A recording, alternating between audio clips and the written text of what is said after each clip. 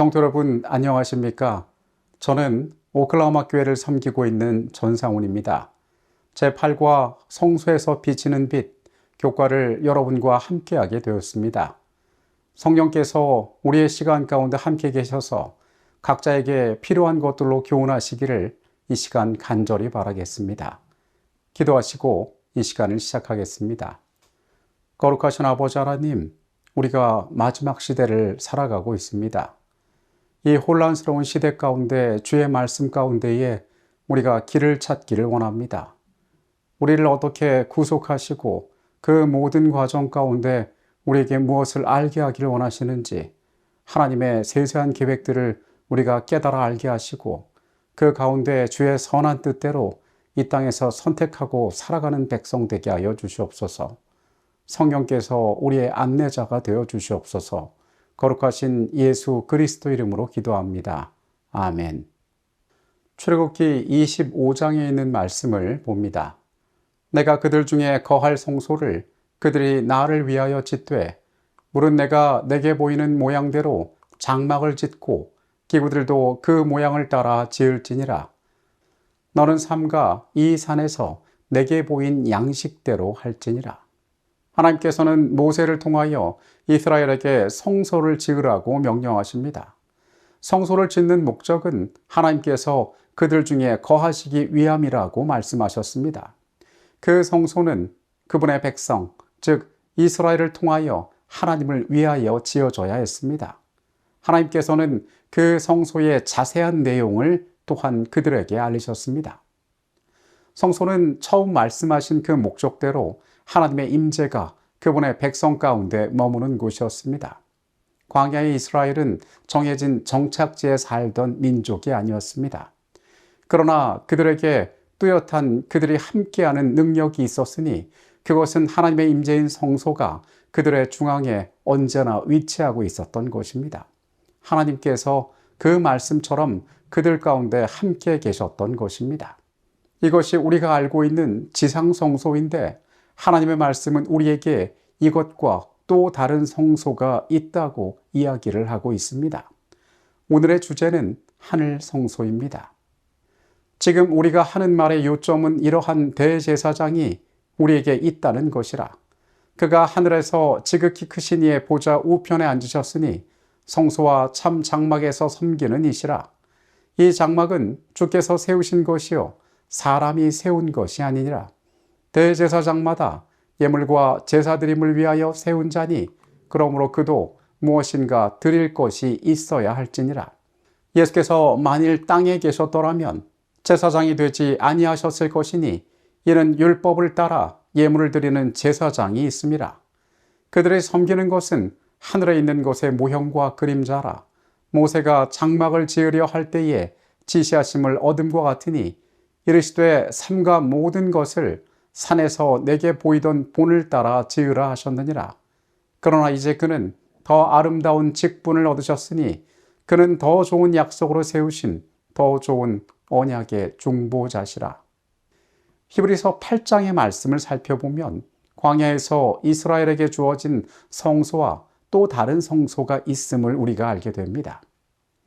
초기 재림교회 신자들은 1844년의 대실망 이후에 수개월 동안 하나님의 말씀을 자세히 살펴보았습니다.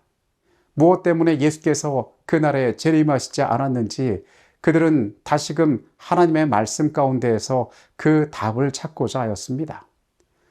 하나님의 말씀은 분명히 무오류한 온전한 진리를 가지고 있는 말씀인데 그 가운데 그들이 온전히 이해하지 못하는 것이 있다고 생각했기 때문입니다. 그 가운데 그들이 깨닫게 된 것은 하나님께서 이 땅에 모세를 통하여 두신 지상성소와 함께 그것의 참 원형인 성소가 하늘에 있다는 것을 알게 되었습니다. 첫 번째 성소는 하나님께서 모세를 통하여 이 땅에 지으신 것인데 그것은 참 것의 모형이 되는 상징이 되는 성전이었습니다. 이 지상성소는 더 중요한 공간을 가리키고 있었으니 그것은 하늘에 있는 참 장막이라 불리는 하늘 성소였습니다. 그리스도의 죽으심으로 말미암아 구약의 모든 제사들은 그 의미를 상실하게 되었습니다. 성소에서 오래 드려지던 그 모든 예배의 의미들이 이제 사라지게 되었던 것입니다. 십자가의 사건을 통하여 어린 양 되신 그리스도의 피가 죄인들을 위하여 흘려졌습니다. 구약 성소의 제사는 실질적으로 구속을 이루는 행위가 아니라 그리스도께서 세상을 어떻게 구원하실지에 대한 하나의 예표에 불과했던 것입니다. 실체가 오심으로 더 이상 그 의식들이 무의미해졌던 것입니다. 1844년의 기다림은 다니엘 8장 14절의 해석에서 비롯되었습니다. 그가 내게 이르되 2300주야까지니 그때의 성소가 정결하게 되리라 하였느니라. 각 시대의 대쟁투는 다니엘 8장 14절에 나오는 이 성소가 어떠한 성소인지를 이야기합니다. 2300주야가 끝나는 1844년에는 여러 세기 전부터 지상에 이미 성소가 없었다. 그러므로 2300주야까지니 그때의 성소가 정결하게 함을 입으리라고 한 예언이 하늘에 있는 성소를 가리키는 것임은 전혀 의심할 여지가 없다. 다니엘 8장 14절에서 정결함을 입게 될 성소가 이 지상 성소가 아닌 하늘의 성소라고 말하는 것입니다. 하늘에 있는 이 참 장막은 지상의 성소가 아닌 새 언약의 성소입니다. 그리고 다니엘서 8장 14절의 예언이 그 당시에 성취되었기 때문에 이 예언이 가리키는 성소는 분명히 새 언약의 성소인 것입니다. 그렇다면 광야의 성소를 하나님께서는 왜 허락하셨을까요? 광야의 성소는 하늘 성소의 축소판 또는 모형으로 주어졌습니다. 하늘의 것과 비슷하게 만들어졌습니다. 하늘의 것을 바라볼 수 있는 기능을 그 가운데 두었습니다. 그러나 결코 이 지상의 성소는 하늘의 성소의 역할을 대신하지는 못합니다. 지상의 성소에서 드려지는 제사는 하나님께서 이루실 거룩한 구원을 예표하도록 제정되었습니다. 모형이 있었지만은 그것을 통하여 이 사람들은 장차 그들에게 어떠한 구원이 주어질지를 바라볼 수 있는 빛을 주기 위하여 이 성소가 구별되었던 것입니다. 지상 성소에서 드려진 모든 제물은 갈보리 십자가에서의 예수님의 희생을 상징하고 있습니다.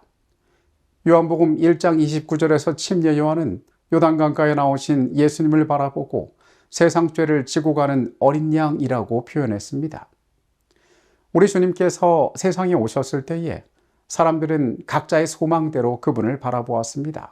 누군가는 로마의 정치적 압제에서 그들을 구원할 구원의 왕으로, 또 누군가는 민중을 이끄는 군사적인 지도자로, 또 자신의 삶에 부와 명예를 가져다 줄 유능한 자로 예수를 바라보기도 하였습니다.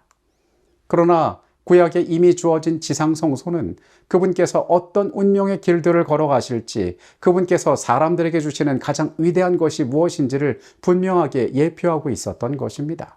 우리를 대신하여 죽으신 예수님의 속죄를 받아들이고 자신의 죄를 고백한다면 우리의 죄악은 깨끗하게 사라지게 될 것이라고 하나님의 말씀은 이야기하고 있습니다.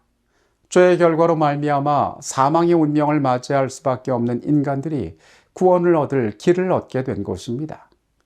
예수님께서는 우리를 위해 죽으신 어린 양일 뿐만 아니라 지금도 우리를 위해 살아계셔서 우리를 위하여 봉사하는 대제사장이 되십니다.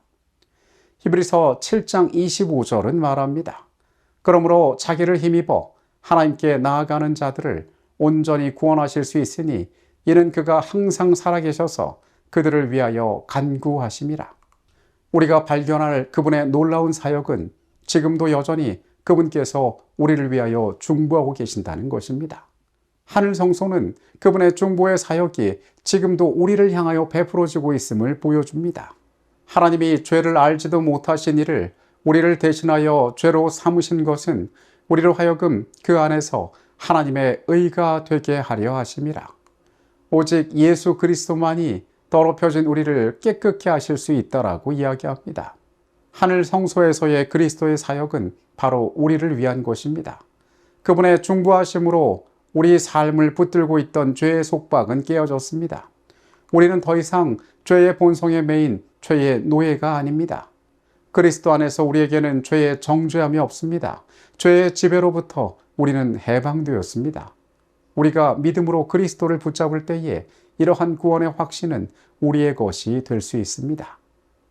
예수께서 우리를 위하여 봉사하고 계시는 하늘 성소는 대원형이요 모세가 지은 성소는 그 원형을 따라 지은 모형이다. 지상 성소에 성소와 지성소 두 칸이 있는 것과 같이 하늘 성소에도 두 칸이 있다. 지상 성소에 하나님의 율법이 들어있는 법궤와 및 분향단과 그 외에 성전 봉사를 위하여 필요한 기구들은 하늘 성소에서도 있는 것들이다.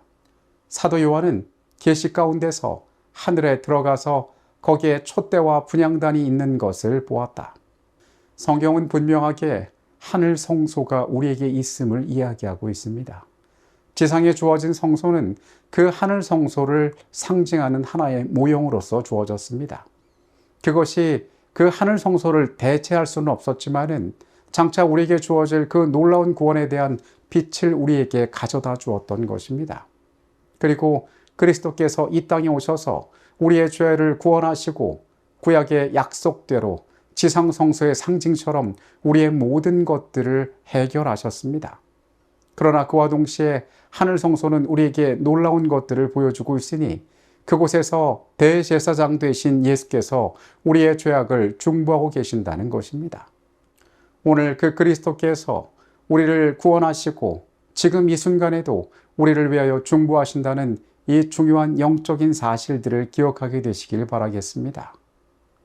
거룩하신 아버지 하나님, 말씀이 우리에게 두 개의 성소가 있음을 알려주었습니다.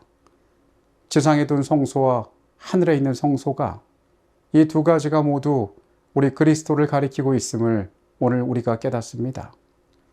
주님, 구약의 약속대로 우리를 죄악 가운데 주의 십자가의 보혈로 구원해 주셨음에 감사드립니다. 그리고 지금 이 순간에도 우리를 위하여 중보하시는 그리스도의 놀라운 은혜를 우리가 잊지 않게 하여 주시옵소서. 우리 각자의 욕심대로 구주를 바라보지 않게 하시고 우리를 구원하시는 주의 아름다운 계획들을 우리가 깨달아 발견하고 순종하게 하여 주시옵소서.